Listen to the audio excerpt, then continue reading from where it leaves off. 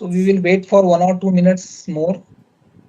I think now around 82 students have joined. Am I audible clearly to everyone? Yes, sir. Yes, sir. Yes, Yes. sir. Okay. So let us wait for 1 or 2 minutes and then इसने क्या reply करा है यार? Let me see. Okay. Okay.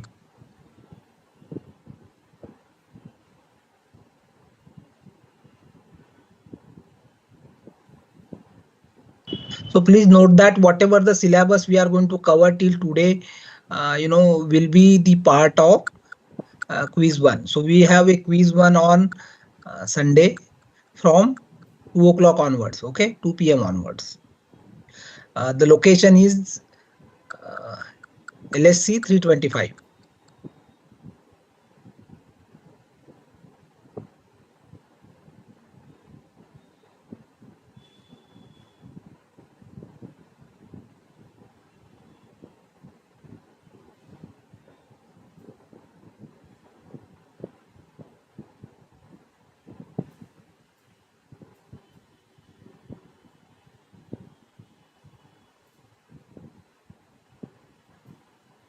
So is the slides visible to everyone?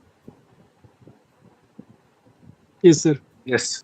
So this is the last slide we have covered in the previous class. So remember we said that design of feedback controller, we have to ask. Yes, please go ahead. Is there any question? So design of feedback controller, there are 3 questions we have to answer. The first important question is which controller we should be using. So there are different choices are there, P, PI, PD, PID, isn't it? Then once we have selected a particular controller, then depending on what controller we are selecting, the corresponding controller parameters we have to tune. For instance, if you are using a proportional controller, in that case I will have only one parameter to tune, that is just Kc. If I am using Pi, then there are two controller parameters, Kc and tau I. If I am using a PD, which is nothing but proportional derivative controller, then I will have Kc and tau d. And if I am using PID, then we have Kc, tau I and tau d. There are 3 parameters. A simple, thumb rule here is you have to use the controller, the simplest controller which can work for your system is the best. Never go for a complicated controller unless it is required. That is the bottom line. You have to go to the complicated controller only and only if it is required, otherwise not. Okay. So then the next question is how we can tune the controller. Okay. So how we can select the best adjustable parameters, that is something called as a controller tuning. Is there any question? Hello. So if you are not having any question, please mute yourself. If you are having any question, please ask me directly. Okay.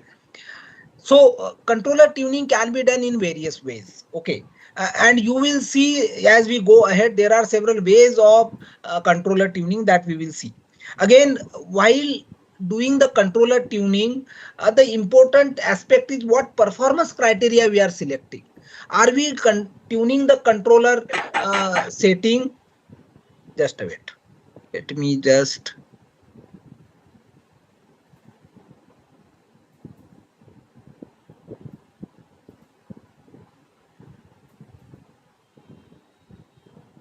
Well, have not muted. Let me just mute everyone.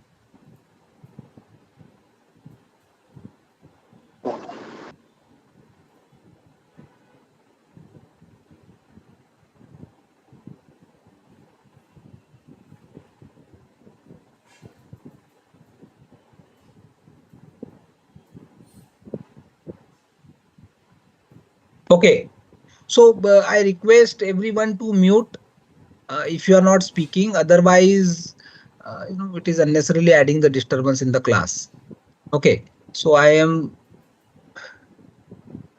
Let it be. Let the people to ask the questions. Okay, so is the slides visible to everyone? Hello. Yes. Okay. So now the third Yes, sir. important question is what performance criteria we should be selecting for tuning the controller parameters. So there could be different performance criteria. We may be interested in minimizing the maximum deviation. So what is maximum deviation, anyone? In the last class, we have already discussed what is maximum deviation. Maximum Overshoot. deviation is nothing but Overshoot. overshoot, isn't it? Then in some cases we are interested in achieving the short settling time. Short settling times, why? So see, for instance, if your system is under dam, then probably you are interested in minimizing the maximum deviation. But let's say if your system is over dam, in a over dam system there is no overshoot defined, isn't it? There's no overshoot happening in the under dam. In the under dam case, probably you will be interested in minimizing the settling time, isn't it? Or if you wanted to, do the controller tuning in a rigorous manner, in that case probably you would be looking at minimizing the error square of the error uh, from starting time to the time when your error becomes zero. Okay, so integral of the square of the error you are interested in minimizing. So there can be different performance criteria, isn't it, which can be employed for tuning the controller parameters. Okay, so these are some of the controller uh, tuning performance criteria, but these are not the only performance criteria. There could be some other additional performance criteria, and we will see in detail, okay, as we go ahead. Is it clear so far? So far it is making sense to everyone what I'm saying? Yes. Yes, sir.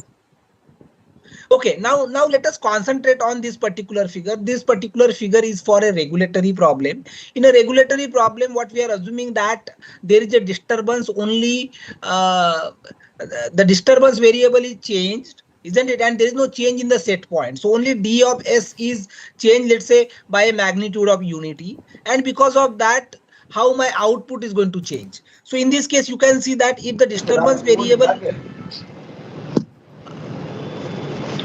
खाना पीने का बता मारते हैं भैया भैया खाना पीने के लिए थोड़ी देर बाद चले जाना, आप प्लीज अपने आप को अनम्यूट कर लो।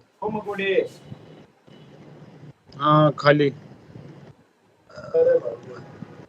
भवय, अरे भाई भवय, आप थोड़ा सा अनम्यूट करेंगे अपने आप को? बोल बोल।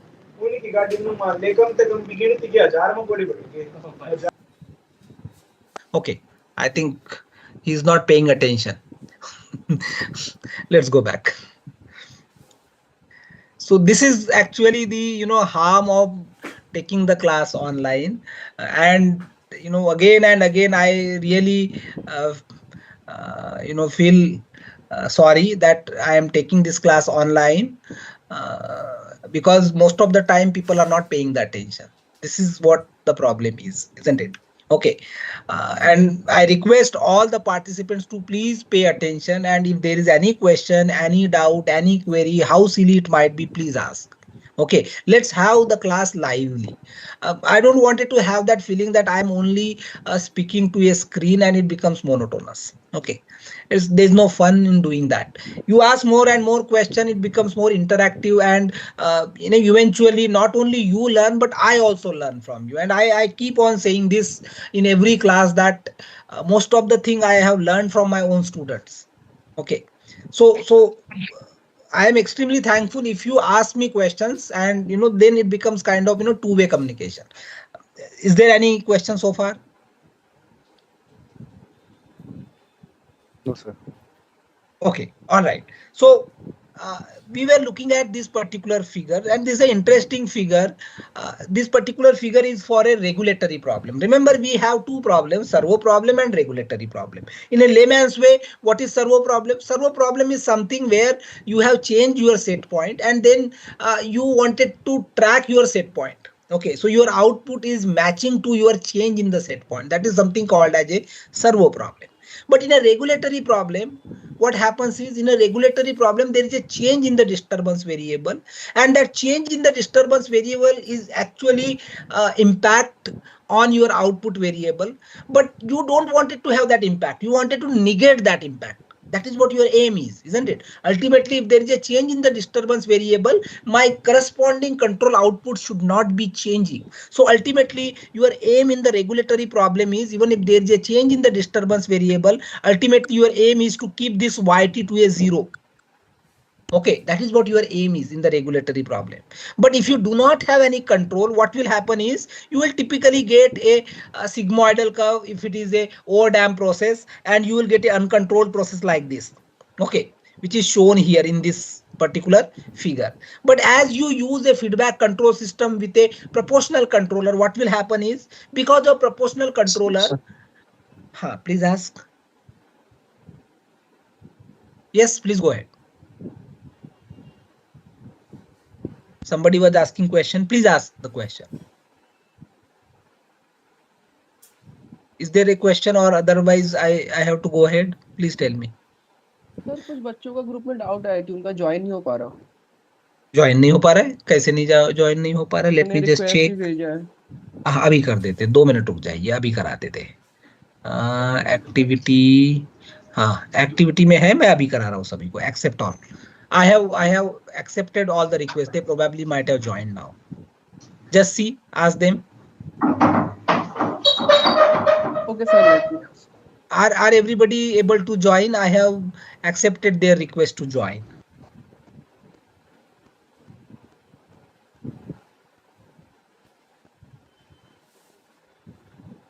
सर आप कंटिन्यू करिए, मैं पूछ लेता हूँ, मैंने मैसेज कर दिया. Okay. So please stop me if there is some problem. Okay. Sir नहीं हुआ कह रहे हैं. नहीं हुआ है. अच्छा, let me again go back. Let me go back. So I have added. Okay, so I have added Akash Chaturvedi, Rathod Rajeshwari, and Shimpi Verma and Prashant Kumar. These are the requests I have received, and I have accepted their request. Is these the people who are interested to join and they are not able to join? Yes, sir. Acha. Let me Akash Chaturvedi. Let me manually add them. Akash Chaturvedi, Rathod Rajeshwari, Simpi Verma, and Prashant Kumar. Okay. Let me manually add them. What is the name I was saying? Akash Chaturvedi, hai na? I am manually adding them if they are not added. Akash Chaturvedi, request to join. Then the next person is Rathod Rajeshwari. Let me add them. Rathod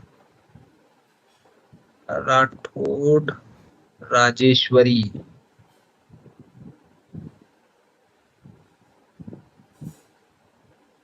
So she is already there in the meeting. Okay, she's already there. Then the next person is Shimpi Verma and Prashant Kumar. Shimpi Verma. Shimpi Verma.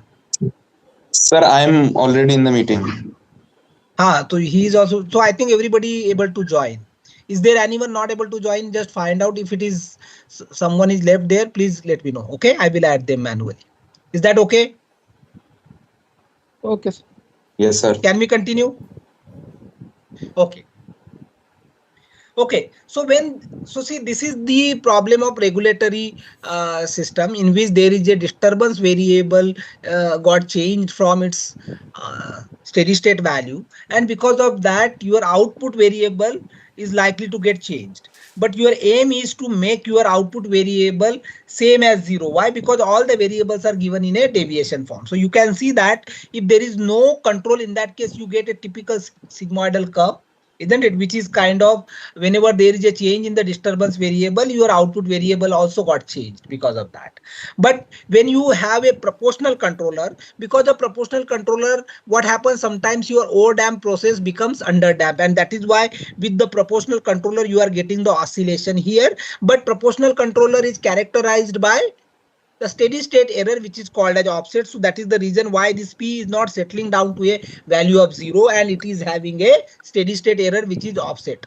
Okay, but when you are using a PI controller actually eliminates the offset completely, and therefore whenever you are using a PI controller, your output response is going to settle to a value 0. That is what is happening. The value 0 is the desired value you are looking at, isn't it? So it is settling to a value 0, but it is having lot of oscillations. But when you are using a PID controller, you can see that the PID controller, with a PID controller, response is settling to a value 0, but at the same time the oscillations are decreased. Why? Because the derivative action is going to stabilize the process, and therefore you will have a flexibility of using the higher value of Kc, and therefore speed of response is not only increasing, but also your oscillations are dying out earlier compared to the proportional integral controller. Does it make sense to everyone what I'm saying? Hello? Yes.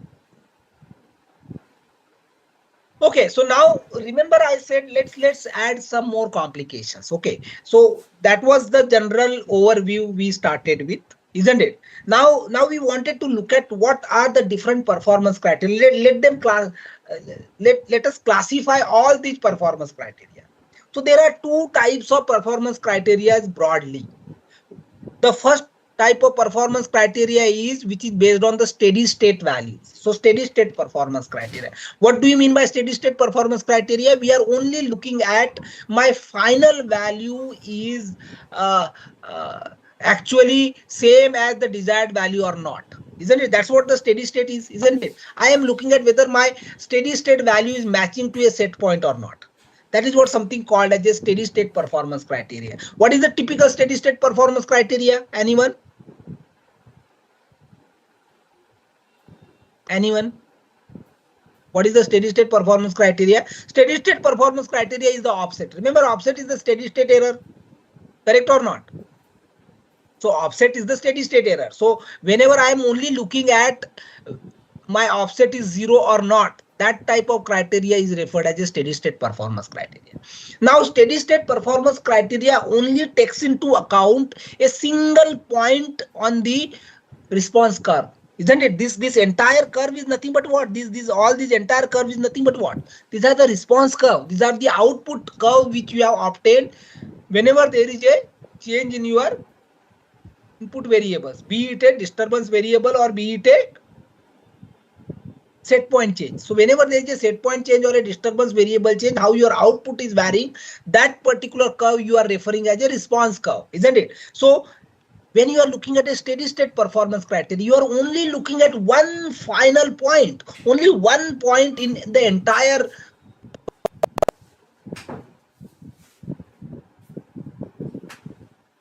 curve. That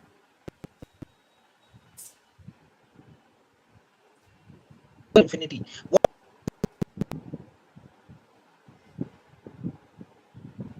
Does it make sense to everyone? Hello? Yes, sir.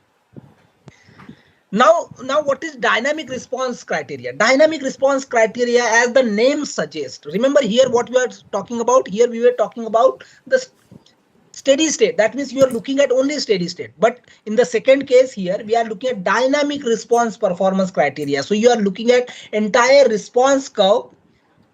And dynamic response, that means you are not looking at a time t tends to infinity. We are actually looking at the earlier time when the dynamics of the system is actually impacting your performance, isn't it? Correct. So dynamic response performance criteria actually looks into the dynamic response, and based on that we decide whether the desired output is achieved or not. Okay, so in a dynamic response performance criteria, again there are two classes.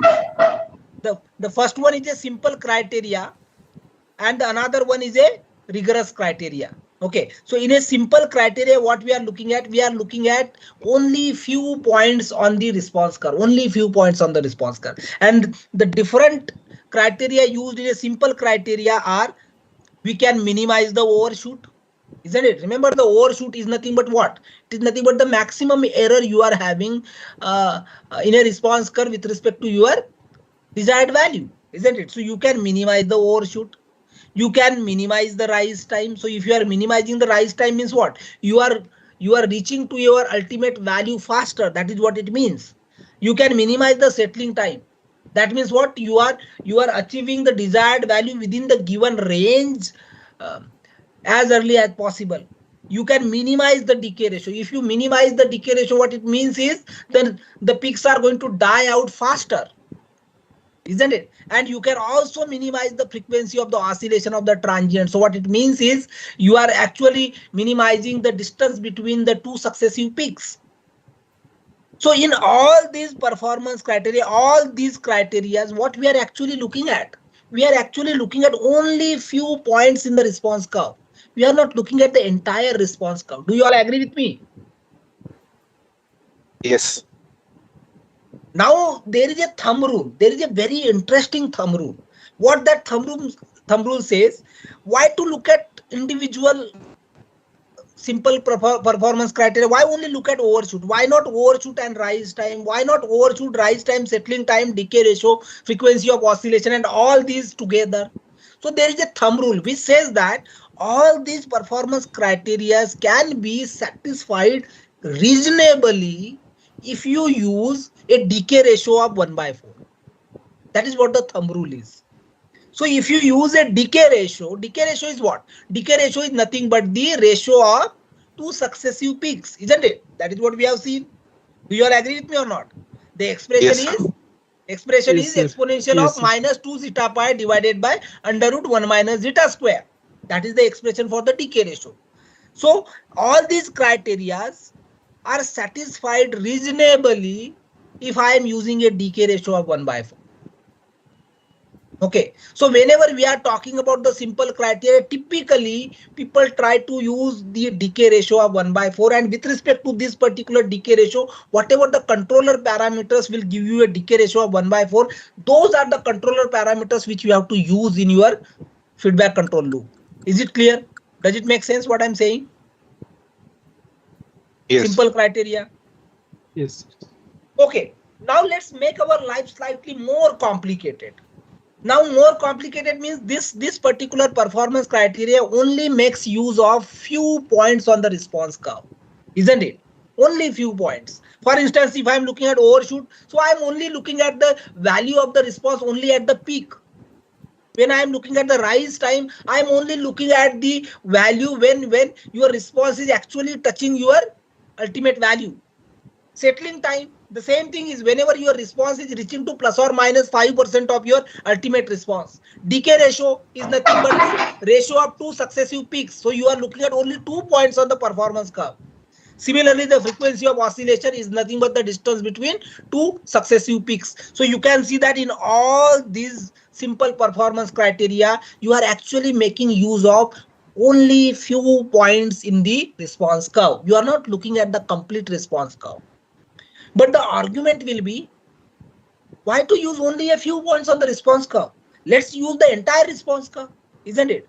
And that's what is done in the rigorous performance criteria. In the rigorous performance criteria, what we typically do is we try to minimize the time integral of the performance criteria. We try to minimize the time integral of the performance criteria. So we look at the entire response curve from time varying between 0 to infinite. Okay, so rigorous performance criteria, if you look at the time integral performance criteria or a rigorous performance criteria, what we actually do, we actually try to, I request the participants to mute. I request the participants to mute. Somebody is again unmuted. Okay, am I audible, guys? Yes. Yes, Yes. sir. Yes, sir. Okay, so now you can see that in a integral performance criteria, again there are three different classes. The first class is the integral of the square error. So in integral square error, what we are doing is, let's say this is the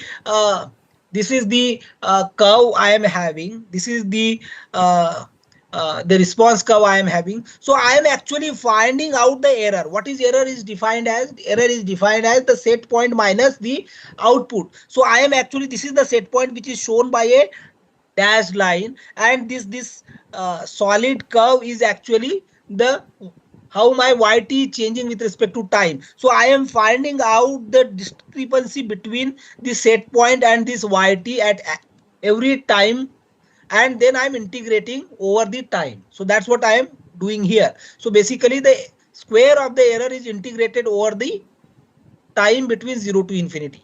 Is it clear? So that is something called as ISE. ISE is nothing but integral of the square error. Similarly, there is another performance criteria which is saying that integral of absolute error. So why to take a square of the error? Instead of that, we can take a absolute value of the error. So in this particular case, we are only taking the absolute value of the error and we are integrating between 0 to infinite time. There is another performance criteria which is saying that integral of the time weighted absolute error, ITAE. So in this particular case, what we are looking at is we are looking at time weighted absolute error. So absolute error is there, that absolute error and its corresponding time is multiplied. So you can see that the error which is persisting for a longer period of time will contribute more in this particular case. So you can see that the errors, those are happening after a particular time, will contribute more. So you can see in this particular case, so typically the integral square error actually suppresses the large error, strongly suppresses the large error. IAE, which is nothing but integral absolute error, actually suppresses the small errors, whereas ITAE try to suppress those errors which persist for a longer period. So typically, if I plot the response curve for all these three criteria, you can see that ISE, this is the ISE which is shown by a red curve. You can see that for a red curve, this peak value actually decrease. So you can see that this peak value, this is the highest value I am getting, isn't it? This highest value actually decreased to a lower value. Then the next lower value we are getting for the IAE, and ITAE will have the highest peak value. Why? Because ITAE, this particular peak is happening earlier compared to the later peak. So for instance, this particular peak is happening after some time. So time multiplied by this particular error will be a higher value than the time multiplied by this error. So that is the reason that ITAE actually penalize the error values occurring later in the time compared to the error occurring earlier in the time. So that is the reason you are getting a bigger size peak in ITAE in the starting, but then subsequent peaks are dying out as quickly as possible. Whereas in case of ISE, the earlier peak also gets suppressed. Why? Because in the ISE, you are trying to minimize the biggest peak more favorably compared to the peaks which are having the lower deviations. So compared to that, if you look at the IAE, which is nothing but integral absolute error actually suppresses those errors which are happening later, or the small errors are actually penalized more in IAE. Why? Because when you are taking the absolute value here, you are not squaring. Remember, here squaring means what? The larger error will get magnified because of square, isn't it? But in this particular case, you are not squaring. So that is why the lower error also get more priority compared to the larger error. Is that clear to everyone? Yes, sir. In fact, one interesting example is also given here to support the argument. And here we are not calculating the error with respect to the entire curve. We are only calculating the error with respect to, let's say, three peaks. There are three peaks occurring.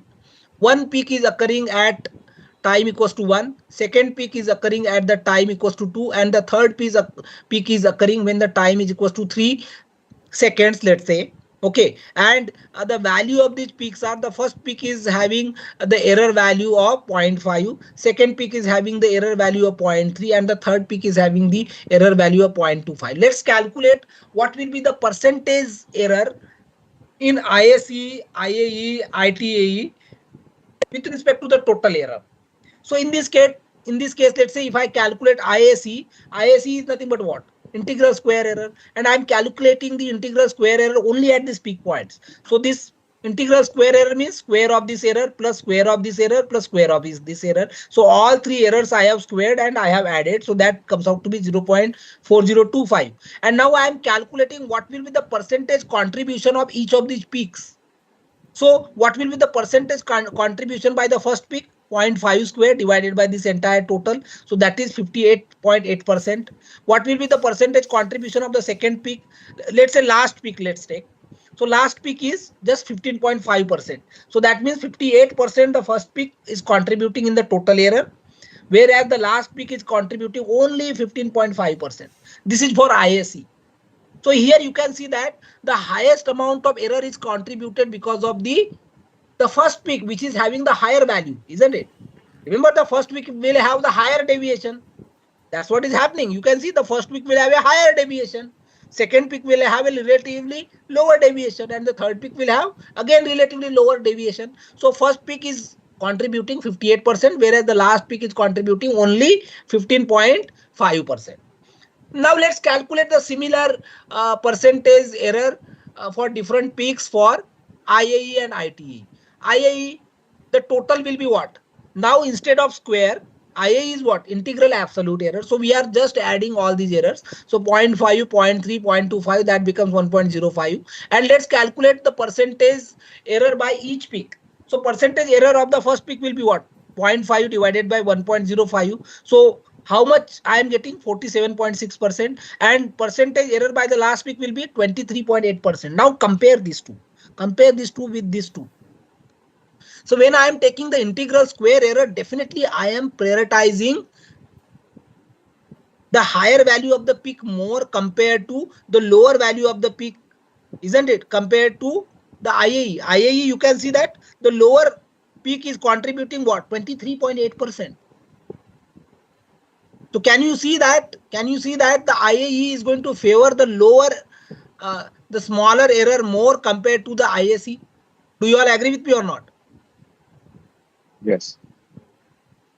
Now let's compare ITAE. ITAE is again eye opener. You look at ITAE, we are calculating the time average. Now when this first error is occurring at time 1, second error is occurring at time 2, and third error is occurring at time 3, we can calculate the integral time average error. So that is 1 into 0.5 plus 2 into 0.3 plus 3 into 0.25. Total becomes 1.85. Let's calculate the percentage. Now first peak, 1 into 0.5 divided by this entire thing. So we get 27%. Calculate the last peak. Last peak will be what? 3 into 0.25 divided by 1.85. We get 48.6%. It's a complete eye opener. Why?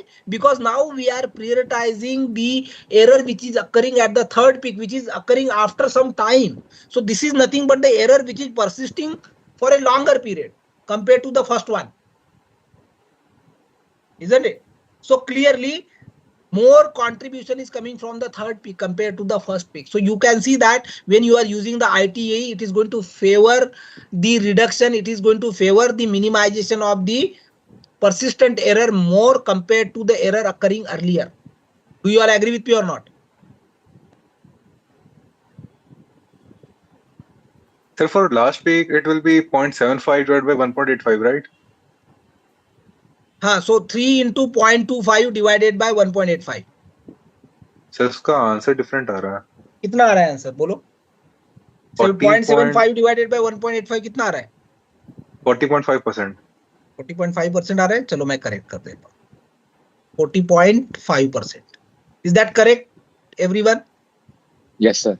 ये 27 आ रहा है ऊपर वाला. Just see. Is this 27 correct? Yes, sir. Yes, वो सही है. Okay. Okay. So this is the typo. I might have done some typo while putting the values here. Okay, thanks for correcting. But the concept is clear. Even though it is 40.5, still it is a significantly higher compared to the other two methods, isn't it? So that argument is not going to, the argument will be still valid. Yes or no? Yes.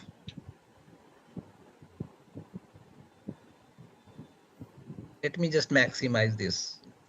Give me a minute. Okay. Okay. Now, what we can conclude here? We can conclude here that the different criteria leads to different controller design, isn't it? Different criteria leads to the different controller design. For instance, if you are using ISE, if you are using IAE, or if you are using ITAE, in all these cases, you will have a different control design, isn't it? Correct, because you are trying to minimize something else in all three. Yes or no? Yes. Similarly, for the same time integral criteria, let's say if you are looking at the same time integral criteria ISE, I wanted to look at only ISE, but here ISE I have calculated. If I look at this particular figure, what this ISE is for what?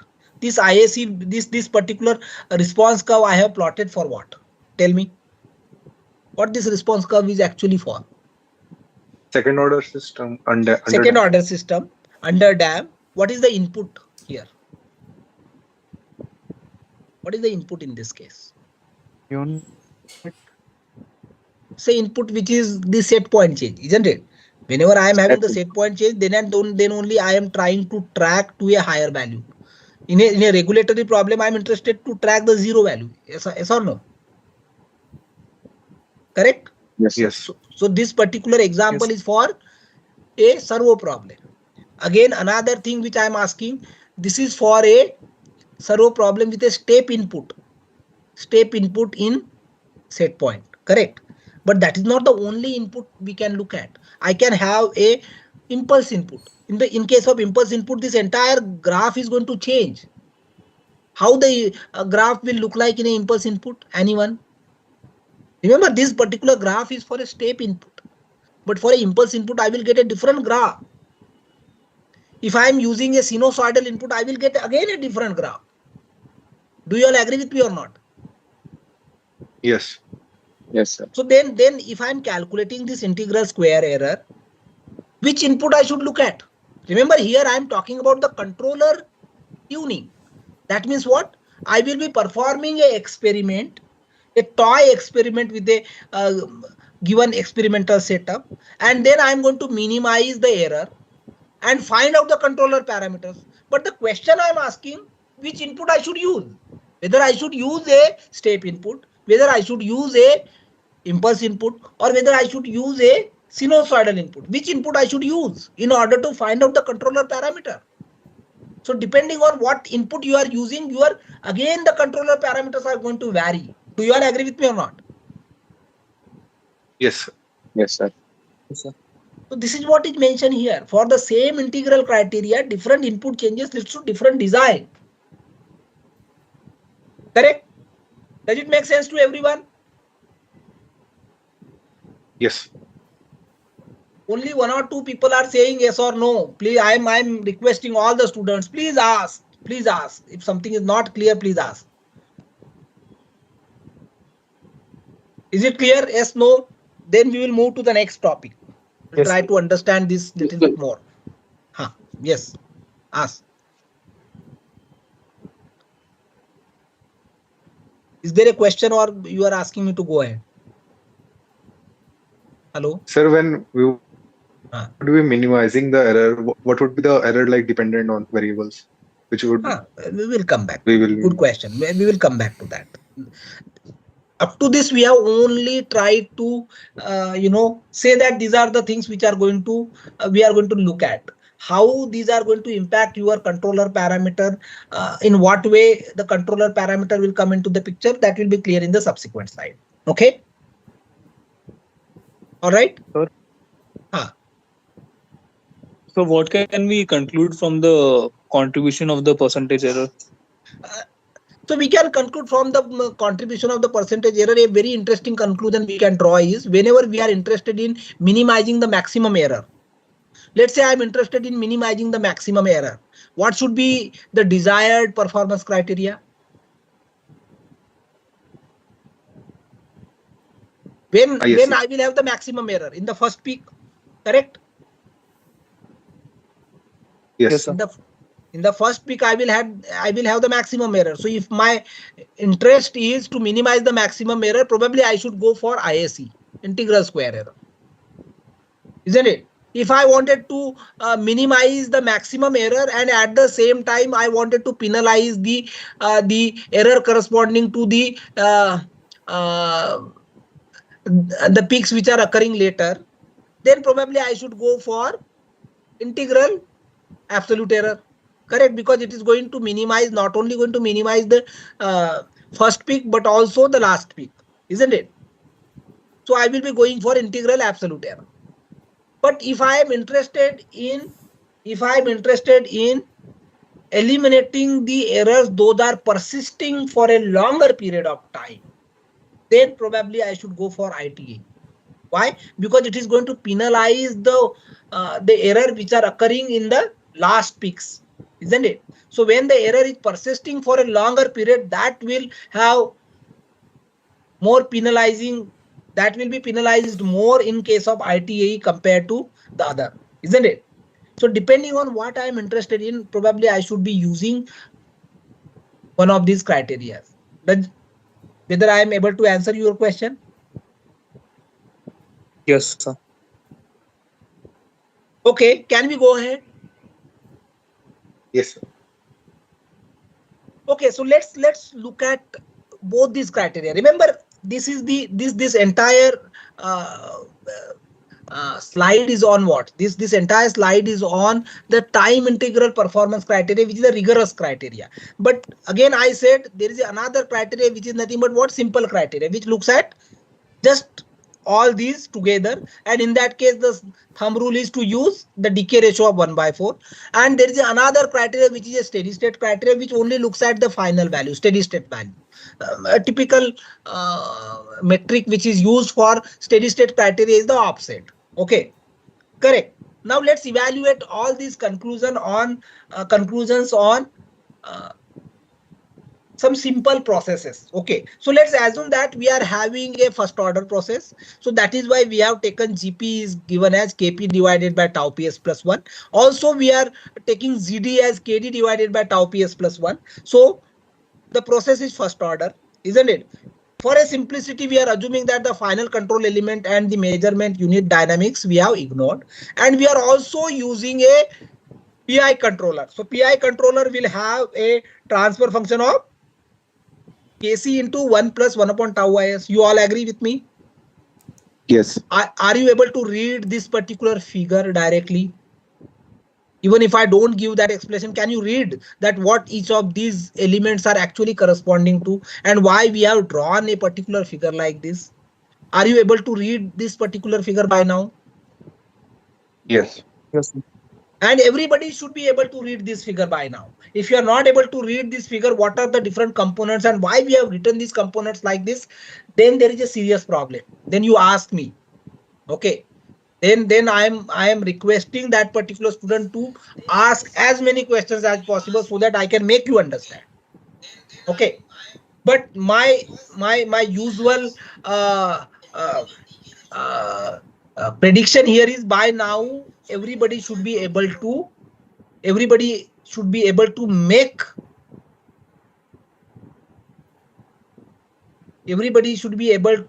out why each of these blocks are there and what these blocks are actually giving you the information. For instance, this GC is nothing but the controller. This GF is the final control element. GM is the measurement unit. This GP is nothing but the transfer function associated with the manipulated variable.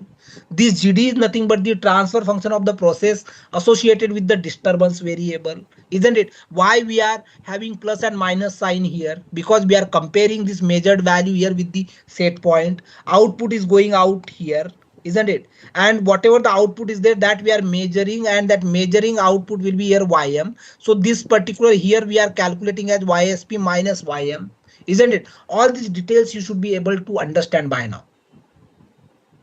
If you are able to understand all these details and significance of each of these blocks, why we have written each of these blocks like this, why we have drawn this entire figure like this, we are good to go. But if you are not able to make out, then please catch me either in the tutorial or in the class and get your doubt clear. Get your doubt clear either from me or from your friends. Okay, that is the request to all the students. Can we go ahead? Hello? Yes, sir. Yes, sir. Yes. Okay.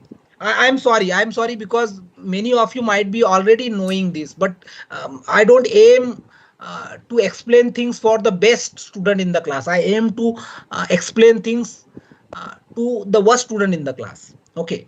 So I start from that point. Anyway, okay. So let's assume that everybody is knowing why we have drawn a figure like this and why we have written each of these equations like this. Okay. Now let's look at what will be the overall response ys uh, in this particular figure. So ys can be related to ds and can be related to ysp depending on whether we are looking at a servo problem or a regulatory problem. I can formulate the transfer function. Let's take an example of a servo problem. So servo problem will have how my ys is related to the ysp. That is what the servo problem is. How my output is related to the change in the set point. That is something called as a servo problem. Now applying the same rule, what will be the numerator? Numerator will be multiplication of all the transfer functions in the forward line between the output and the input. What are the transfer functions in the forward line? GC, GF, GP divided by all the transfer functions in the entire loop. So that is what we have written here. GSP is given as GP, GC, GF divided by 1 plus GP, GC, GM, GF. Is it clear to everyone? This we are again coming back to the same equation again and again. Isn't it? There is nothing new, but is it clear to everyone? Yes. Yes, sir. Now, Yes, sir. now let's put, yes, please ask. Somebody who wanted to say something, please ask. Hello? Can I go ahead? Yes. Okay, so let's put each of these transfer functions here. Remember, GP is given as KP divided by tau PS plus 1. So that is what we have put here. GC is the PI controller. So PI controller has the transfer function which is KC 1 plus 1 upon tau IS. So that is what we have multiplied. GF is just 1. So that is what we have put here. Divided by 1 plus KP divided by tau PS plus 1 into KC 1 plus 1 upon tau IS. I can simplify this particular equation. After simplifying, what we get? KPKC 1 plus tau is divided by tau I tau p square plus tau is plus KPKC plus KPKC tau is. Now I can collect the similar term and then represent this entire equation in a standard form. So I can collect the similar term. So here in the denominator I will have the first term which is s square, second term will have the s, and the third term is whatever the remaining terms are there without s. So this is what we have obtained. KPKC 1 plus tau is divided by tau I tau p square plus tau I plus KPKC tau I multiplied by s plus KPKC. Now this is also not in a standard form. Standard form means what? I will have 1 here. So I can get 1 here by dividing this numerator and denominator both by KPKC. So if I divide that, what we get is numerator comes out to be 1 plus tau is divided by tau I tau p divided by KPKC s square plus tau I plus KPKC tau I divided by KPKC into s plus 1. Now this particular expression is in a standard form. Why I am saying this is in the standard form? I can compare this equation with the standard equation like this. There is a numerator term tau is plus 1. How this, whenever there is a s in the numerator, how it impacts to a response, that we will see later. But for a time being, I can take this is the usual expression and I can compare this denominator with the usual denominator here, and based on that I can say that the time constant of the overall process tau is given as under root tau I tau p divided by KPKC, and the zeta comes out to be 1 by 2 under root tau I divided by tau p KPKC, and outside we are having 1 plus KPKC. Yes, please ask the question. Somebody was asking the question. Please go ahead. Hello? Is there a question?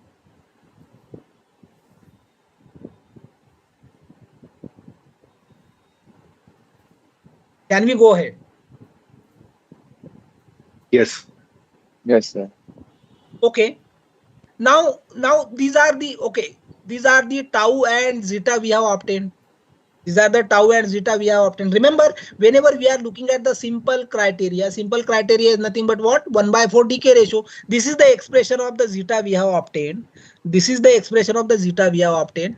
Now decay ratio is only a function of zeta, isn't it? What is decay ratio? Exponential of -2 pi zeta divided by √1 minus zeta square. I can substitute this zeta in this particular expression. This is a complicated expression I have obtained, isn't it? And this decay ratio should be equals to what? It should be equals to 1/4.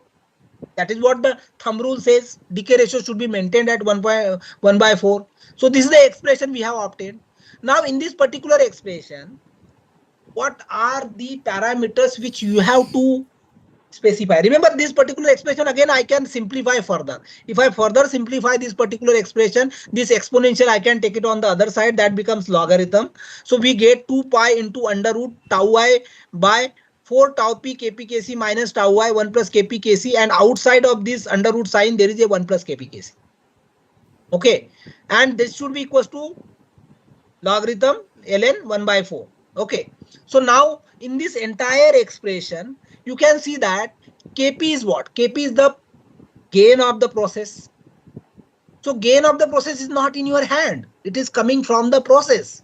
It is coming from the model equation of the process. It is coming from the physics of the problem. Similarly, tau p. What is tau p? Tau p is a time constant of the process, which is dependent on the physics of the problem. I cannot be able to change that. These are not in my hand. But if you look at Kc and tau I, what are the Kc and tau I? What these parameters Kc and tau I are? Controller gained. These are the gain and controller integral time constant. parameters. Exactly. These are the controller parameters. And these are the parameters which you have to specify. Kp and tau p, these are coming from the process. You will not be able to change them. These are dependent on the physics of the problem. Whatever the physics of the problem, you will have Kp and tau p, isn't it? If you are using the thermometer case, you will have a specific value of the Kp and tau p. If you are using the stir tank reactor, you will have a specific value of Kp and tau p, isn't it? You will not be able to change that. But controller parameters, these are the parameters which you have to set. So ultimately, remember, in this entire analysis, what we are doing, we are trying to find out the controller parameters. I wanted to tune the controller parameters. Remember, this simple performance criteria is actually giving me what? I am actually tuning the performance criteria, performance controller parameters, isn't it? I am only tuning the controller parameters by applying this thumb rule of decay ratio equals to 1/4. Why? Because if I maintain the decay ratio of 1/4, then actually these criterias are more or less get satisfied. Is that clear to everyone? Somebody asked. Yes. Please ask. Sir, is I'm really 1/4 every time, or like sometimes we specify something else?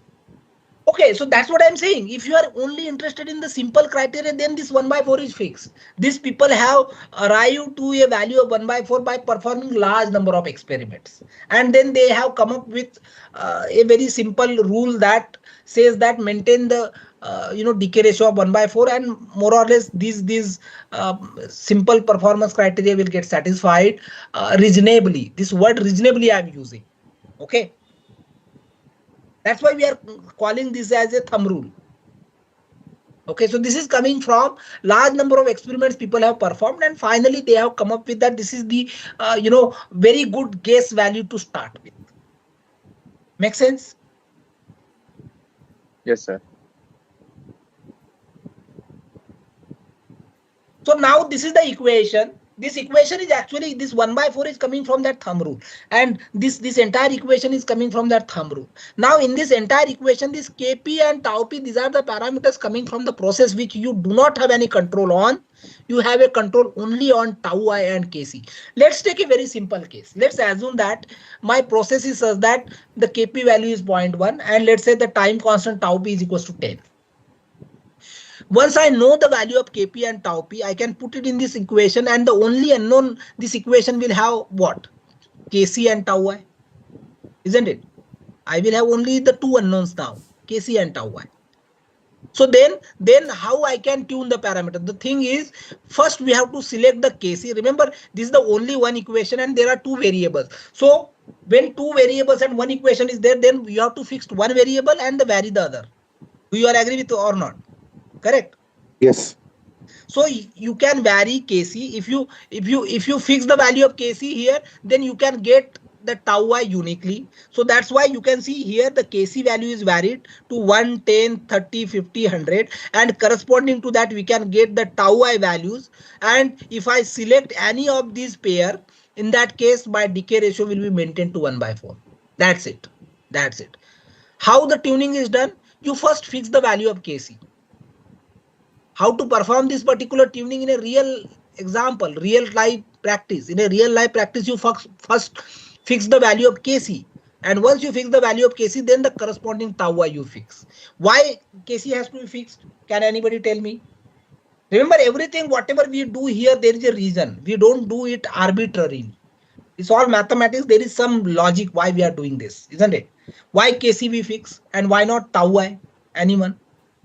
There is a square on Kc in the equation, so it might be easier to solve for tau I since it is linear.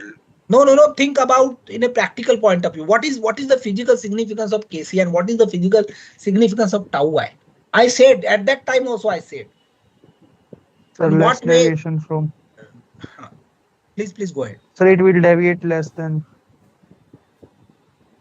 Okay, so simple answer here is, remember when we started looking at the controllers, when we started the first lecture on the controller when we had, I said at that time, Kc is the strength of the controller. Higher is the value of Kc, more it becomes sensitive. Okay, so Kc is actually the strength of the controller. So you first fix the strength of the controller and then you fix the tau y. That is the logic. Okay.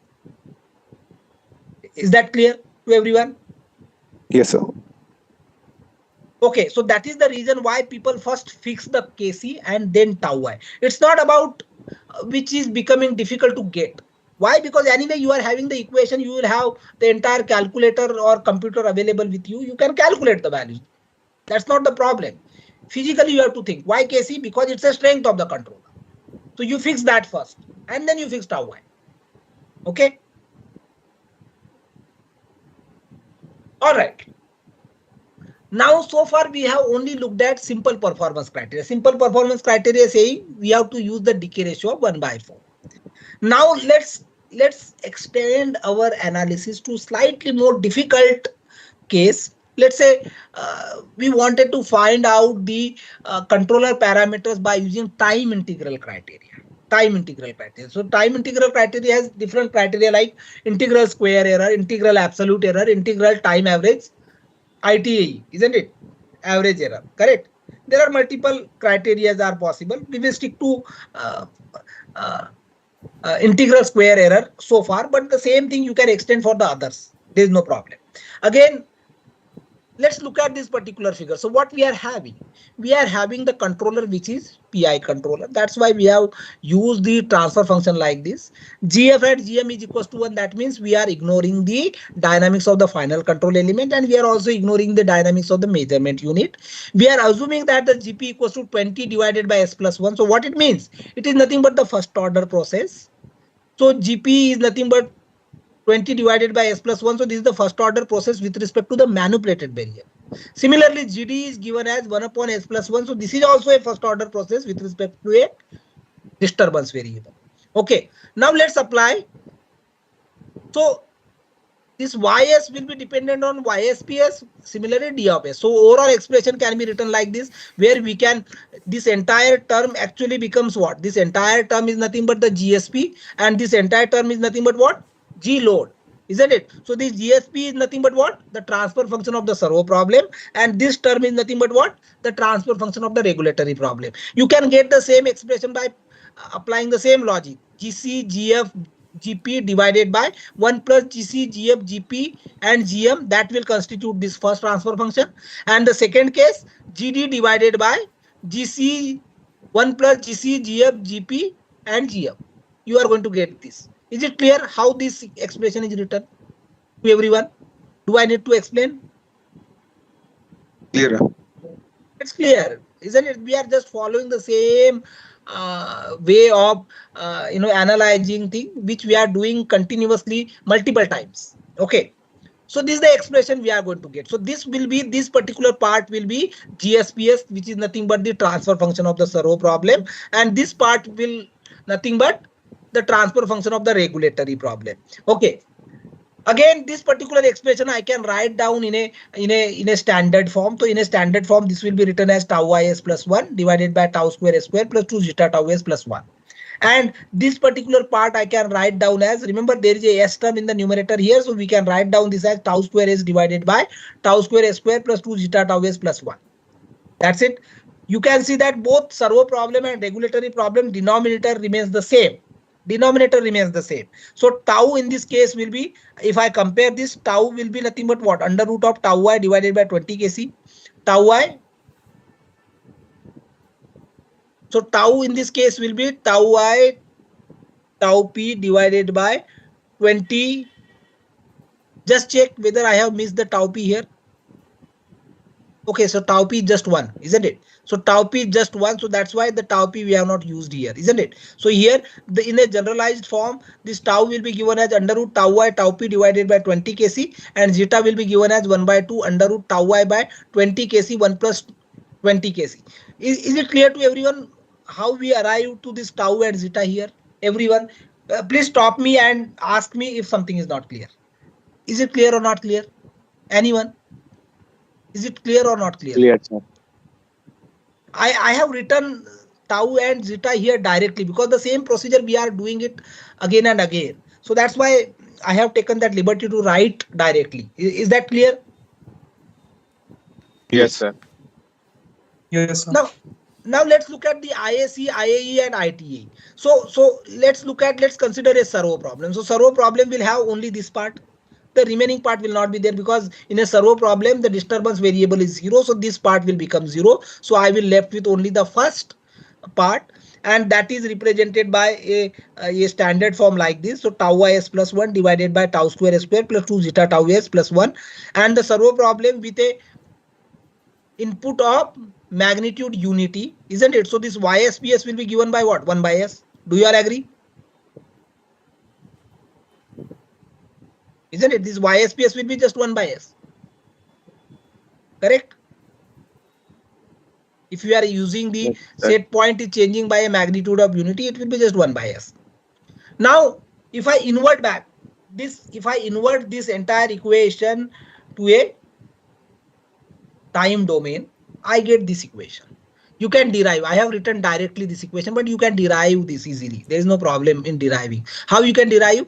You can segregate this entire equation into two parts. The first part will be tau I s divided by tau square s square plus 2 zeta tau s plus 1 into 1 by s, and the second part will be 1 divided by tau square s square plus 2 zeta tau s plus 1 into 1 by s. So you can segregate this entire equation into two parts, and both the parts are known. Remember, in this case, this s in the first part, this s will get cancelled out. So that response resembles to what? That response resembles to the impulse response. Make sense or not? Correct? And this 1 divided by this entire term into 1 by s, that will be response corresponding to a step input. And both the response expression we have derived earlier. So it is just we have to combine. That's it. So this expression which I have written directly, there is a logic why I have written it directly, isn't it? I just have to combine two equations and rearrange. That's it. Make sense to everyone? Yes. Yes, sir. It looks complicated, but it is actually combining the two final expressions which we have already derived in your notes if you go back. Okay. So once we get this yt is nothing but what? This is nothing but the output changing with respect to time. If I have to represent the error, what will be the error? The set point YSP minus YT. Yes or no? Yes, and sir. what will be YSP? YSP will be just 1, isn't it? YSP will be just 1 because in this particular case, How, what the set point is changed by what? Magnitude of unity, yes or no? So set point in this particular case, YSP will be 1. So if I subtract 1 from here, so only this part will be remaining in this equation, and the square of that I'm going to do, and the integral 0 to infinity dt, that will be the expression for the ISE, integral square error. Do you all agree? Yes. But Yes, sir. you wanted to minimize this. Remember, this entire thing you can do it on the computer, even though it looks very complicated here. But if you write a program to solve it, it will do it easily. There's no problem. Nowadays, Python and so many open source softwares are readily available. You can, it's not a difficult task to solve this, isn't it? So in this case, we are interested in minimizing this integral square error. So when I'm saying minimization, what it means? Derivative of this particular function should be 0, correct? Do you all agree with me or not? Yes. Yes, sir. Now that means this entire term, this entire term, square of this term, I am integrating between 0 to infinity, and I wanted to find out the derivative of this entire function. This entire function is function of only two parameters. What are the two parameters? Tau y and Epsilon. tau I and zeta. So in this case, okay. So tau and zeta are the parameters, but actually you are interested in finding out the minimum of this, and you wanted to find out that particular time at which this becomes minimum. Correct? Yes or no? Yes, sir. Yes. So in this particular case, there are only two parameters, tau I and zeta. Why I am saying only tau I and zeta are only two parameters? Why? Because this tau I and zeta will be in terms of the controller parameters. In terms of controller parameters. In this case, tau I and zeta are the two parameters. So what you have to do? You have to differentiate this particular equation with respect to and zeta. If you differentiate it with respect to tau and zeta and equate to 0, you can calculate Kc and tau I from this particular equation. And those Kc and tau I are the optimum value of Kc and tau I. And with respect to that, then you are going to use those values of Kc and tau I in your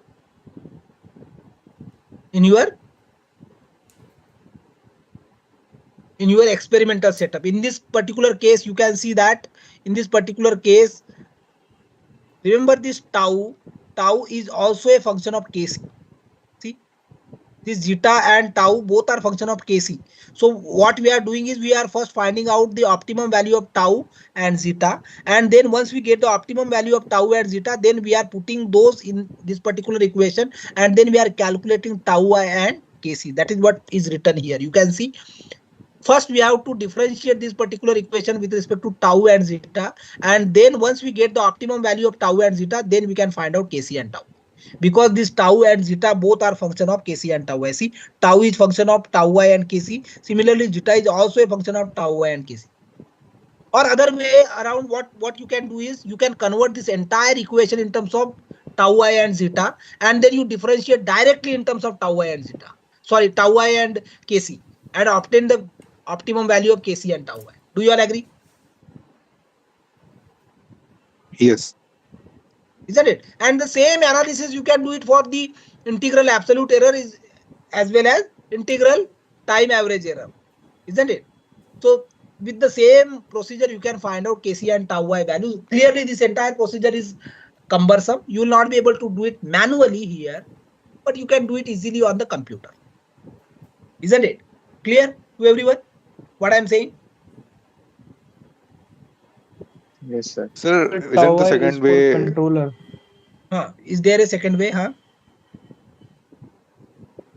Sir, I'm saying the second way of differentiating with respect to tau I and Kc is suitable. Then why are we doing this with respect to tau and zeta? Doesn't matter. You can do it in both ways. See here what Kc and tau I have represented in tau and zeta. So tau and zeta are nothing but the dummy variables I am using. Remember, in this case, tau and zeta both are function of Kc and tau I. I could have used this tau and zeta directly here in place of tau and zeta. So then this entire equation would have become the function of Kc and tau I. That's it. Then I can just differentiate with respect to Kc and tau I. Remember, what is my aim here? My aim is to find out the optimum value of Kc and tau I. Correct. That is why I am differentiating it with respect to Kc and tau I, not with respect to the other variables. Make sense? Yes. So same thing I'm doing. It is just the dummy variables I'm using. That's it. This tau and zeta are the dummy variables I have used. Whichever is the easier to do, that you just follow, isn't it? Either you do it in terms of tau and zeta and then use these two equations to find out Kc and tau I. That is one way of doing it. Or other way is you directly put this tau and zeta in this particular expression and then differentiate directly in terms of Kc and tau I and obtain both the values. Correct? Yes. Now this is for a servo problem. Now regulatory problem, I will have this particular expression. This particular expression I will have again. Please ask. Sir tau I controller का है and tau process का है खाली. This tau is actually a feedback loop. This is the transfer function of the this is the time constant of the feedback loop. See, this expression we have obtained for the feedback loop. For process it is just one. For process it is just one. See, their tau value is 1 here. Okay, sir. This tau is corresponding to a feedback loop, entire feedback loop, isn't it? Correct? Yes, sir. Okay. Now for a regulatory problem, this is the expression. This is the expression we have obtained. This is the expression we have obtained. Again, d of s is taken as 1 by s, so this s will get cancelled out. So the expression which we get in that particular case is this. Directly yt is given as tau I divided by 20 kc e raised to the power minus zeta t by tau, and tau under root 1 minus zeta square sine under root 1 minus zeta square t by tau. Now this particular expression, again, if I wanted to calculate the mean square error, what will be the YSP in this particular case?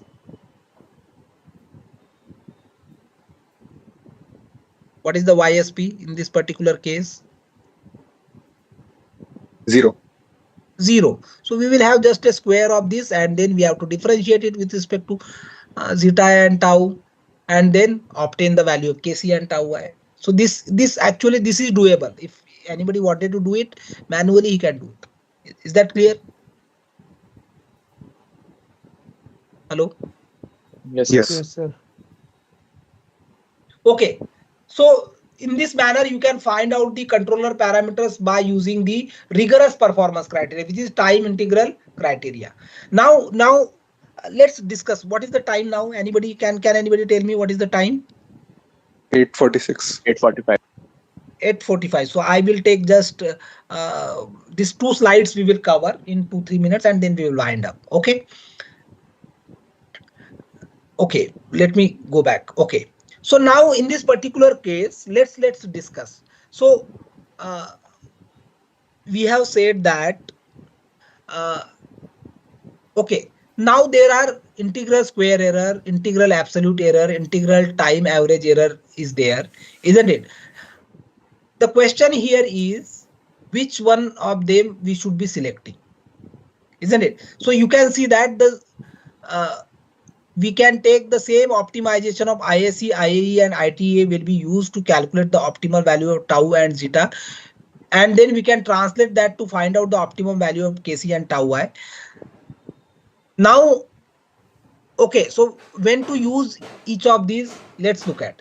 If let's say you are having the proportional controller will give you a steady state error, isn't it? So if you are having a steady state error which is not going to become 0 at all, what will be the ISE, IAE and ITA?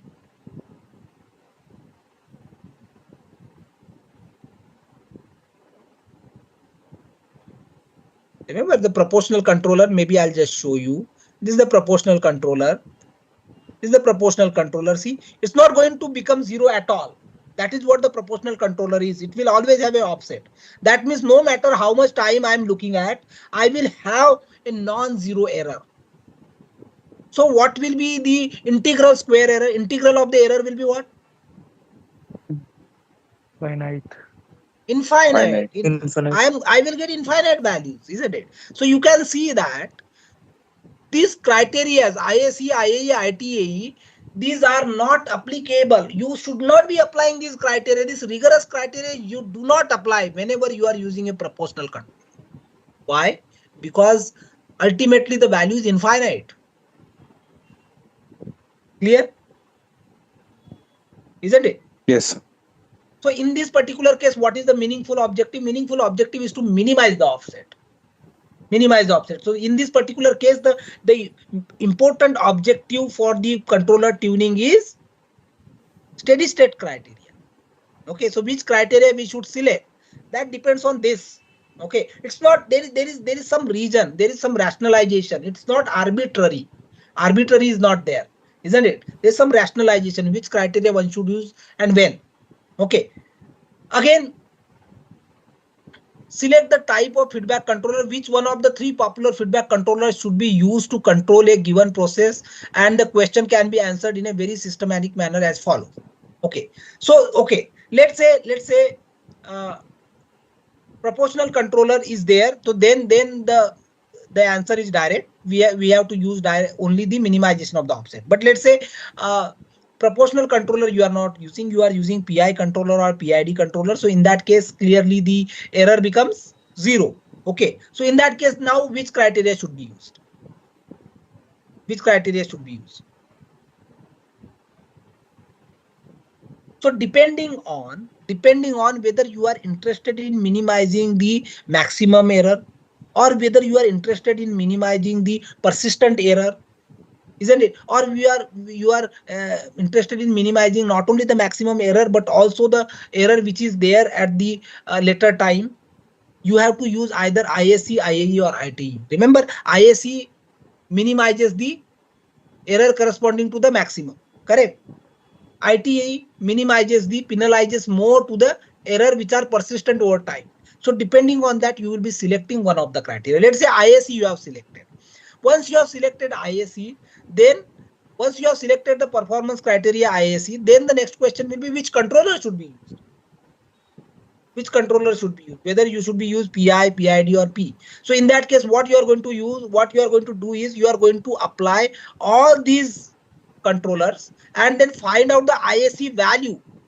You can use P, PI, PID and find out the KC tau and tau D value by optimizing and find out what is the optimum value of ISE or IAE or ITE you are getting, isn't it? Whichever the controller is giving you the lowest value of the performance criteria, that particular controller you have to use. Is that clear? Yes.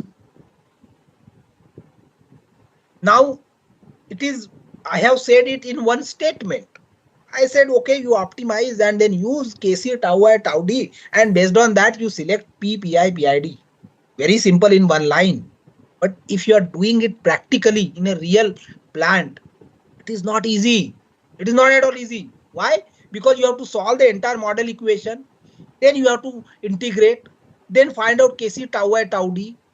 And you have to do it for PI controller, PID controller, P controller, multiple evaluation you have to do, and then finally you have to come up with the conclusion that okay, I am getting the best value of the performance criteria for PI controller or PID controller, and therefore I should use PI or PID. So this entire process is extremely cumbersome, tedious. Another drawback is in this entire analysis you have to find out this particular function, this YT you require from the model. Isn't it? If you are interested in finding the YT, what it means, you need to know the model of the process. Whenever you are looking at the controller tuning in a big plant, do you think that for every equipment you will be having a model No, sir. available for? You will not. There is not possible that you will have a model available for every equipment. It's a tedious process. Then the model of the process is not known, isn't it? Again, another difficulty here is it incorporates certain ambiguities as to which is the most appropriate criteria and what input changes to consider. This is also another interesting. Remember, ISE, IAE, ITEE, these values are going to vary depending on what input you are using. Whether you are using a step input, whether you are using the impulse input, or whether you are using the sinusoidal input. Depending on that, you will get a different choices. It's not easy. It's not at all easy. Okay. So therefore, the selection of the controller, instead of relying on such a detailed analysis, the selection of the controller in most of the time, I'm not saying all the time, in the most of the time, it is done qualitatively. Qualitative analysis is done. What is qualitative analysis? Qualitative analysis is, if I know the process little bit, I can figure out that which controller is going to work best for my system. For instance, what P controller does, it accelerates the response of the control process, isn't it? It's the strength of the controller. So P controller has only the KC parameter, it accelerates the response of the control process. Again, if you are having 1/s term in the transfer function, then the offset becomes 0, isn't it? So whenever you have a systems like a level control or a gas pressure in the vessel, in that case you always have 1/s term in the denominator when you are looking at a servo problem. So typically whenever you are looking at the level control or a gas pressure control, the best controller used is a P controller. Then you look at the processes which are faster. There are the processes which are faster, like the flow rate control. Or whenever you are interested in minimizing the offset, you don't want it to have any steady state error. In that case, the error can be eliminated only by integral controller. So in such cases, you have to use the integral controller. But integral controller also comes with the expense of oscillations. And clearly,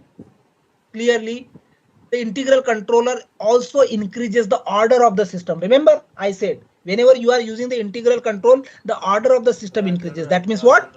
With the integral control, the system response is going to become sluggish and delayed, isn't it? And it's going to become oscillator, even though you are eliminating the offset, but it comes with several drawbacks. So whenever in an integral controller is used, even a increase in the KC value can lead to the instability. Okay, so these are some of the drawbacks. In such cases, you have to use the derivative control. Why? Because the derivative control is actually gives the stabilizing effect, isn't it? It anticipates the future error, and therefore you can use the higher value of KC. So you can see that P controller, integral controller, and derivative controller, they have some advantages and disadvantages. You can pick and choose each of these control mode depending on what you are looking at. Even though virtually it looks like that PID controller is the best. Why? Because it will have the derivative action is going to stabilize, integral action is going to eliminate the offset, isn't it? And the P controller will give you the strength, isn't it? So all these things are satisfied, but even the PID controller has a drawback in the sense that you will have 3 parameters to tune, isn't it? So you have to see whether your process, you need to have such a complex controller or not. If you can work with directly a proportional controller, that is the best. Why? Because you have only one controller parameter, KC. So that is the reason why the liquid tank control, you can control directly with the proportional controller. There is no offset, isn't it? So why you will go for a PID in that case? So that type of rationalization you have to do while selecting the controller. Okay, typically this is what is given. So whenever there is a offset, so see, whenever 1/s term coming into your model equation, a typical example is a liquid level control or a gas pressure control, the controller should be used as a proportional controller. Whenever you are having a faster response of the process like a flow control, so even if you are using the integral control there, but it is not going to slow down your actual response, so in such cases the PI controller is popular. But whenever the process is slow, but you wanted to eliminate the offset, a typical example is a temperature controller or a composition control where the response is slow. In that case, you wanted to have a higher speed of response. Clearly, the derivative action is going to stabilize your process. But because of the stabilization effect, you have a choice of using the higher value of KC without compromising on the stability. So whenever you have a slower process, but you wanted to minimize the offset, in that case, you can use the PID control. So typical example is temperature control and composition control, where the PID controller is used. So we will look at this particular slide again in the next class. So we will stop here unless you have any question. Hello? So do Hello? we have Can any you go class on back? Saturday? Do we have? Do we have any Saturday? Since the Saturday will be following as the Wednesday timetable. This Saturday is a Wednesday timetable. Yes, sir. Yes, sir. At what time we will have a class again? So Saturday we will have a 10 a.m. 10 a.m. I will let you know. Okay, let me just think about it, because so many classes I don't want it to take in an online mode. Anyway, Sunday we will have additional examination, isn't it? So Yes, we sir. might Yes. as well make up Yes. this particular class in a regular slot. I don't want it to take a online class. Online class I don't want it to take. And Saturday again. So let me think about it. Let me think about it. Most likely we will not have a class, but let me think about it. If the class is there, I will write email whether the class will be there or not. It will not be there. Okay. Both the cases I will write the email. Is that okay? Okay, sir. Okay, sir. So is it clear to everyone what we have covered today? Or the last part anyway, we are going to repeat again. Okay. The selection of the controller part, this part we are going to repeat one more time in the next class. But otherwise, most of the things were clear. Yes, sir. Okay, so we will let me stop sharing. So we will stop here unless you have any question, anything you wanted to say. Let me even uh, download the attendance. Download the attendance list. Okay. So I have already downloaded the attendance. Uh,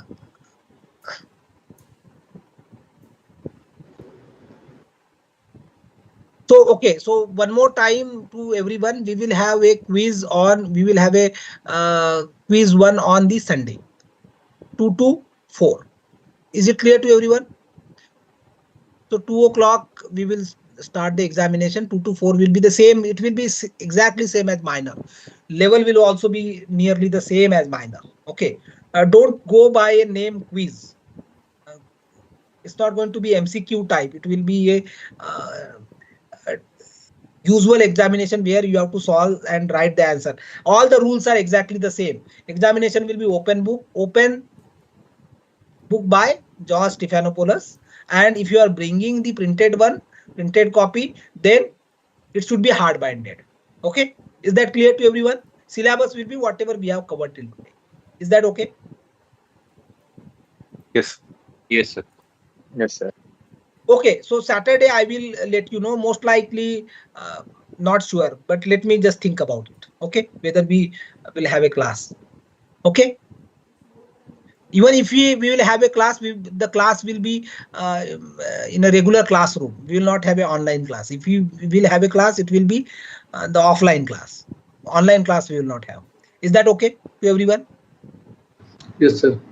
Yes, sir. Okay, so let us stop here, and um, uh, please forgive me for taking these two online classes, because I was actually doing this course, which is I am also attending the class from 9 to 5, 9 to 5:30, and then I am again taking this class in the evening. So it's becoming slightly more cumbersome, but okay, it's okay. Okay, so let's stop here.